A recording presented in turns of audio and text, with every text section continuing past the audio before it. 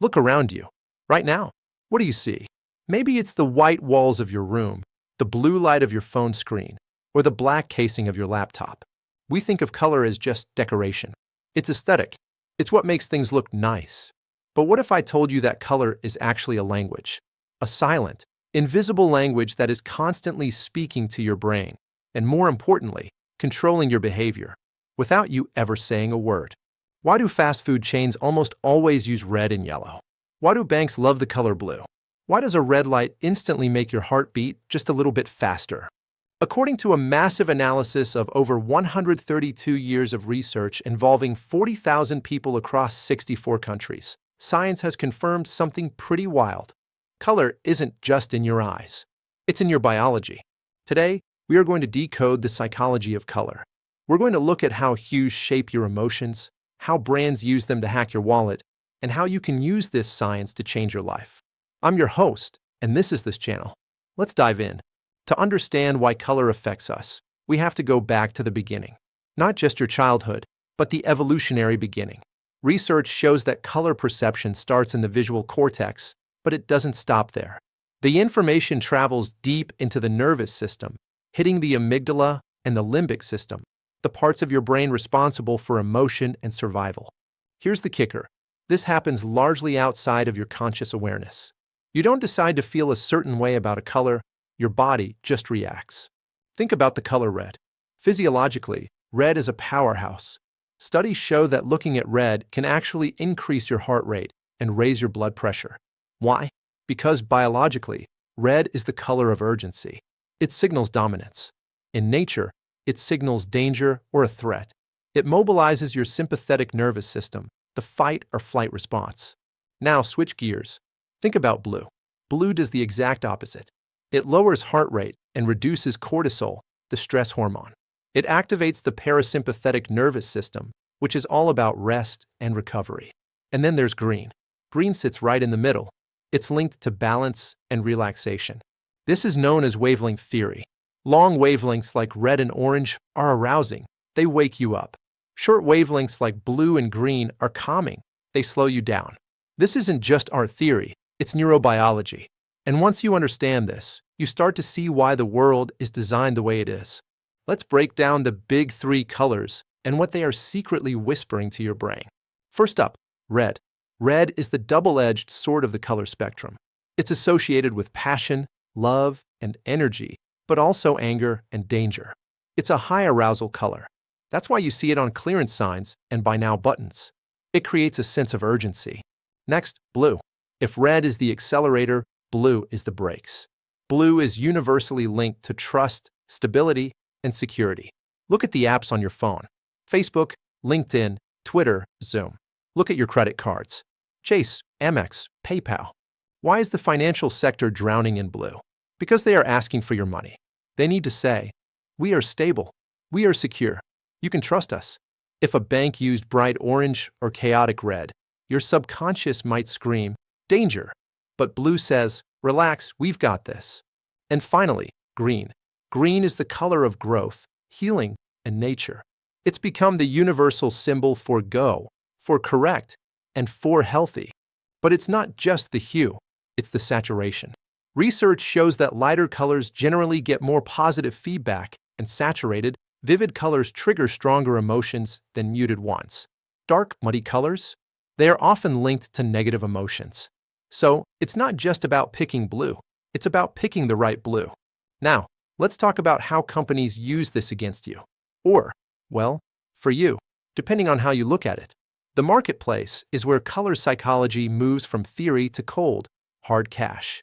Marketing professionals know that the right cerebral hemisphere, the emotional, intuitive side of your brain, processes color more efficiently. Let's talk about fast food. Have you ever noticed that McDonald's, KFC, Burger King, and Pizza Hut all use the same color palette? Red and yellow. This isn't a coincidence. It's a biological hack. Remember, red increases your heart rate and signals urgency. It says, come in, hurry up. Yellow? It's associated with happiness, but also appetite stimulation. Combined, these colors create a physiological state that says, I'm hungry, I want to eat now, and I want to eat fast. Now, imagine a luxury brand. Chanel, Gucci, Rolex. Do you see bright yellow? No. You see black. You see gold. You see purple.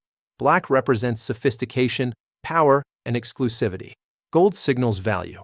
When you buy a product in black and gold packaging, the brand is telling you, you aren't just buying a watch, you're buying membership into an elite club.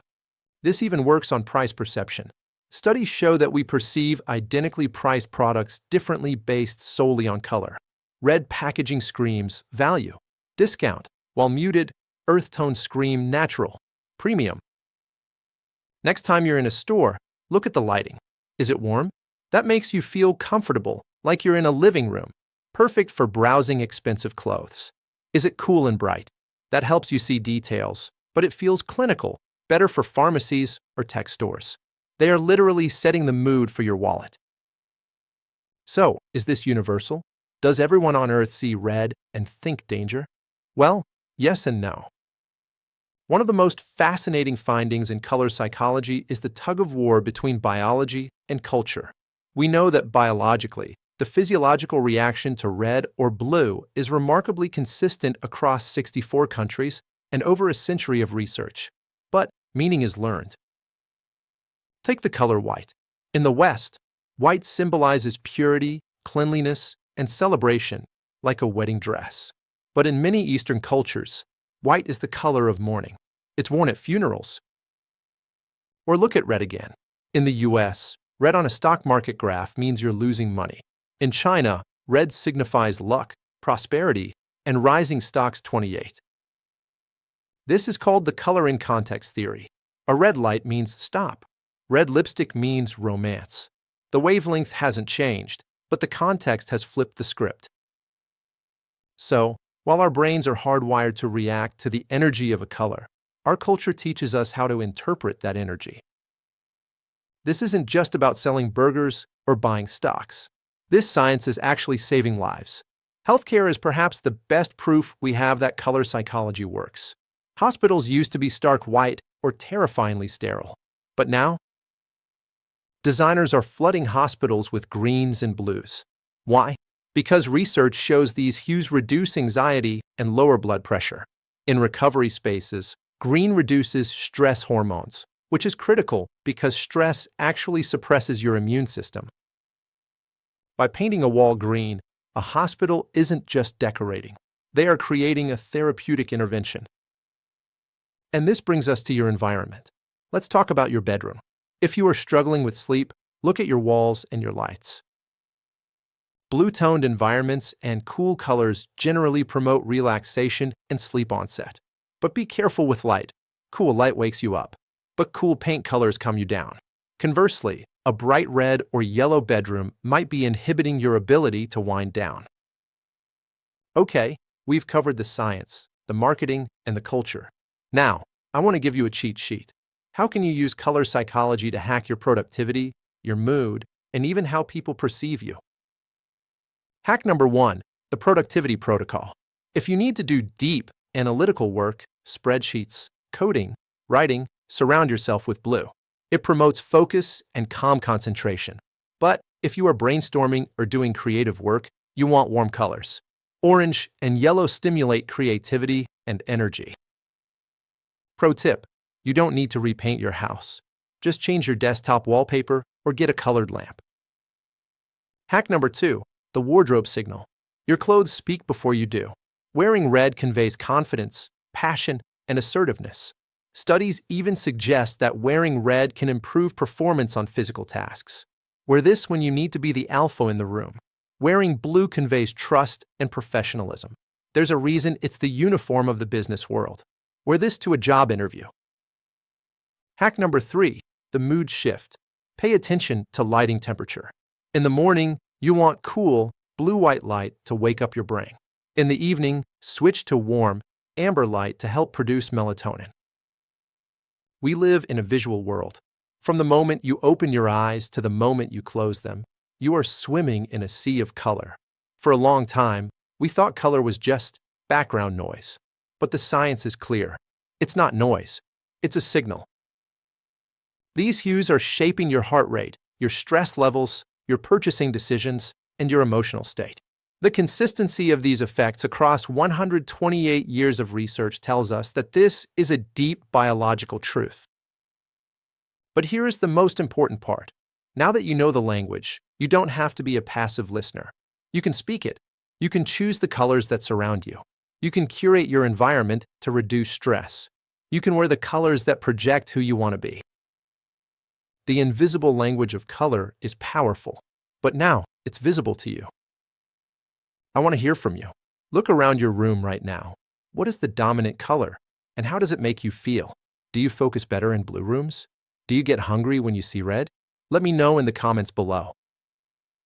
If you enjoyed this deep dive into the psychology of everyday life, make sure to hit that like button and subscribe. We've got a lot more hidden science to uncover. Thanks for watching, and I'll see you in the next one.